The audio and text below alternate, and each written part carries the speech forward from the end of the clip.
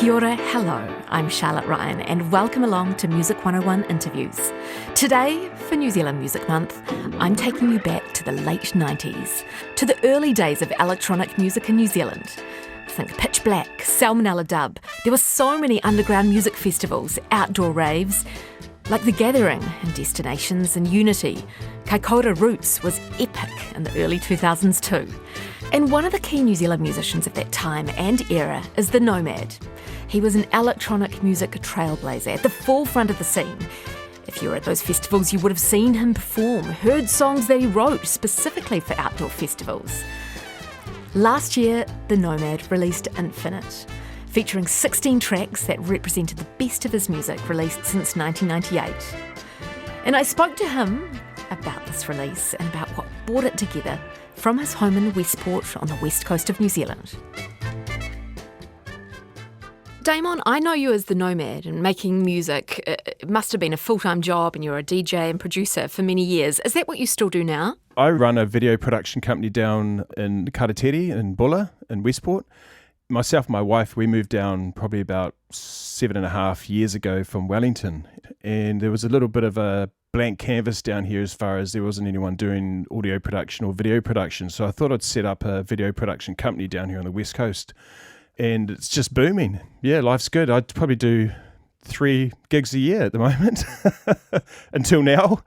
Until the release of your new, well, it's a best of album, isn't it? Yeah, it's a 25-year celebration. If it wasn't for Greymouth High School, I wouldn't be releasing this at the moment. So I'm glad one of those little kids asked me one simple little question. Oh, tell me, what did they ask you? What happened? I did a series of workshops down at Greymouth, one on video production, one on photography, and one on audio production, which is kind of like what I sort of mainly do now. And in the audio production one of the kids said, "Oh, so how long has the Nomad been producing music for?" And I sat there and I was working out the numbers on my fingers, and I was like, wow, my goodness, it's 25 years. So I said to the kids in front of the whole class, I said, I'm going to go away and I'm going to produce a 25-year limited edition anniversary vinyl.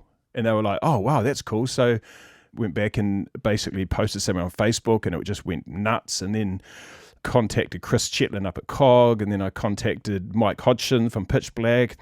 All these people came on board and said, yeah, we're keen to help out. And then I got some quotes together, and then I sort of freaked out a little bit. And then about an hour after I got the quotes, and I got a text from Anton Carter, MC Ants Man, who's been working with me since about 95, 96. And he said, listen, I just seen that post on Facebook. I think this is an amazing idea. I'd like to help you make it happen. So it's just so much support from everywhere. It's just been incredible, actually. And the mahi behind the whole thing was just so special.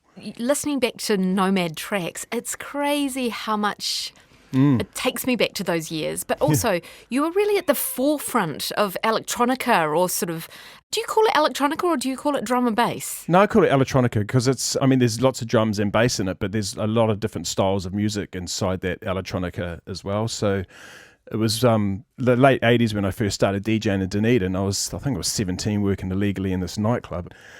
I had been DJing for a few years, and I just got to Christchurch and started breaking into the scene there and won a DJ competition and got offered all this work and met Pearl Runga at a bar. And then all of a sudden I thought to myself, what's the next logical progression? And so I went out and HP'd a $6,000 sampler that had 2 minutes of record time on it and saved everything onto floppy disks. And it was just a lot of experimentation, and also set up Locust, which was a 96 with Pearl Runga doing vocals and Ryan Smith doing keys.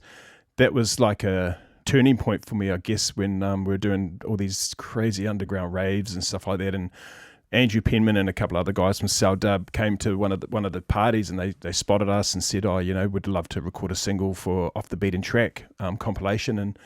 And it all just sort of went from there, sort of meeting Tiki and him co-producing my first 3 albums and working with me and meeting other artists. And yeah, it was amazing times, actually. You mentioned the underground raves. Can you tell me anything more about them? It's funny, actually, because I was talking to Tiki a couple of weeks ago, but somehow he and I got onto that conversations of underground raves in Christchurch, and he was reminiscing that Cosmic Corner, you'd hear about this rave, but you'd never know the location of it or anything. Yeah. And, sometimes Cosmic Corner, Friday afternoon, the location would go up and you'd suddenly know where you were driving to see this rave. Yeah, absolutely. And I think that one's called Destination Unknown, and you get like a little thing and you just go to some place and you get picked up by buses and get taken somewhere.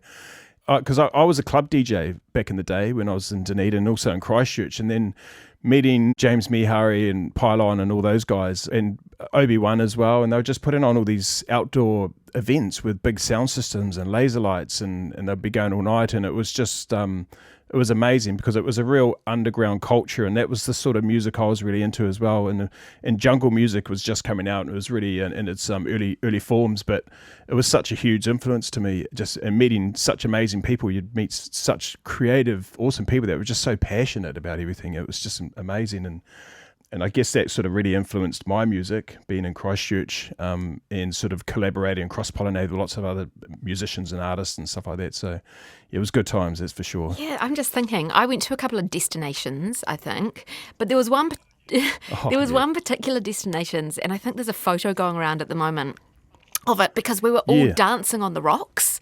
Yep, that's right, yep.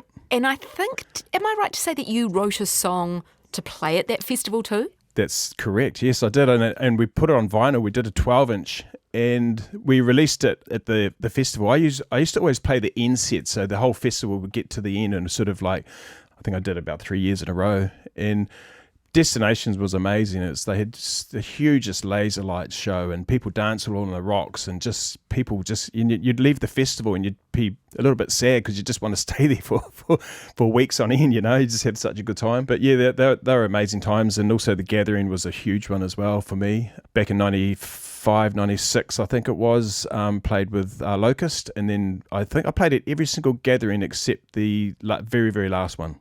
But I guess my favourite one has got to be the Gathering 2000, where Chris Graham came down and shot a music video for me, and met some of my lifetime mates, and 500 people get shipped out with hypothermia. It was just so much action going on. It was crazy. I was at that Gathering and have such wonderful memories. And yeah, it's funny, people keep bringing up that Gathering because of what's been happening over at Burning Man and all the rain. Gosh, and there'd be a lot more people than the Gathering, I think, and just probably more extreme conditions. Like, at least the Gathering was on a big hill and all the water could put go. There was definitely lakes of water. People's tents were submerged, and I got some amazing footage that I got of Chris when he shot the video for me and put it quite a bit up on YouTube. And it's watching it back. It's just like, oh my goodness, we're young little nutters, but it's having so much fun. And the cool thing is, there's no cell phones, and I always remember going to the Gathering and really connecting with people, and yet people have your full attention, and you're in the moment. And then you come off the hill, you leave the hill and you come off the hill and you go back into Takaka or Nelson, and then you get 30 text messages from all these people on your old Nokia phone. You say Happy New Year's. It was just really nice to be just to be in the moment and play gigs without everybody's phone up in the air pointed at you, sort of thing. I'm getting old. So what sort of gear were you using then? In Sonic ASR10, so it was like a big keyboard sampler, and it was weighed a ton. It was so heavy, this thing, but it was just incredible. You'd basically load sounds into it, and then you played the sounds on the keyboard, and you do MIDI stuff, and then you basically, every one song would take up about 5 floppy disks, so you'd have to save it onto a floppy disk, and I just had a suitcase full of them. And that used to go on the road with me as well. I used to use that for gigs, and because it had a really nice delay and reverb and effects in it, so I used to use that. And I think I used that on my first 3 albums. And then obviously technology got a bit better. I got sponsorship from Logic, who used to be owned by eMagic before Apple bought it. And then I stored I've still got them, all these floppy disks, and I've stored away. And then I sold my sampler, and then been trying to track one down for the last few years. Because I'd really love to know if I can restore or get some of those old songs off there and do some remixes. But the longer the time goes on, the more the dream is going to disappear. Is that because the quality, or? I think they have a shelf life. I don't know how long floppies last for. And the other thing is that these samplers are becoming harder and harder to get hold of because becoming older and older. So it's so beautiful hearing this music and reminiscing about those times, like when we went to Destination and danced on those rocks and everything. But it's funny, I try and explain that to people, and And it's really hard for them to understand because I think we just wouldn't be able to have festivals like that. We wouldn't be allowed to be dancing on rocks like that these days. Oh no! That's right. Exactly. All the health and safety and the red tape, and this. I remember back in the gathering, you'd turn up. There'd be a couple of security guys at the gate, and they'd sort of give you a wave, and you go through, and then you go and pitch your tent wherever you want, and you just there's so much freedom. It was just incredible that back then. And you're right. It doesn't happen anymore. You go to festivals, and you've got a fence down here, and you go. You've got tickets and you're lining up to use the toilet and you line up to get to the bar and bits and pieces. So we were really lucky to live in that era, especially with all the music that was coming out with Pitch Black and Soul Dub and myself and Micronism and just all those early electronic acts that were sort of starting out for the first time in New Zealand.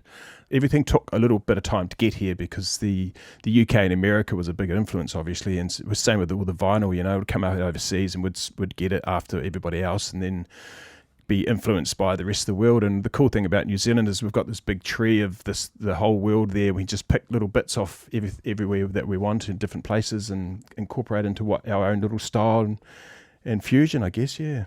For me, I wanted this piece of vinyl to be a piece of art, and there's just a lot of beautiful energy that's gone into the release. And it's amazing that you're doing shows again and inviting Ant's Man. And you are inviting Lotus back too, aren't you? Yes, and Julia Deans, and we've got a live sax player. We've got Tim Budgeon, who does all the visuals for Shapeshift, who's come and do some amazing visuals, and we've got three other guests that we're going to leave it a bit of a secret, and they're pretty big names, so it's really exciting. During this 25-year anniversary release, it's really reconnected me with a lot of musicians that I've worked with in the past and a lot of people in the industry.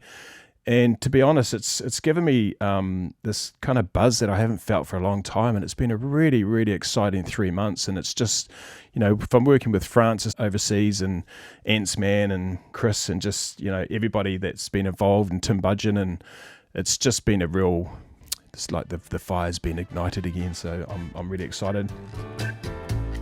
And that wraps up another Music 101 interview. I was speaking with New Zealand producer The Nomad, and I hope that interview took you back to the 90s or early 2000s outdoor festivals. I would encourage you to now go and listen to Infinite. The Nomad's put together 16 tracks that represent the best sound of his music, and I'm sure we're going to hear more music and hopefully some more touring from The Nomad in coming years due to the huge success of this recent release. Now make sure you follow and like our podcast, Music 101 Interviews, and you can be kept to date with all the local and international music news.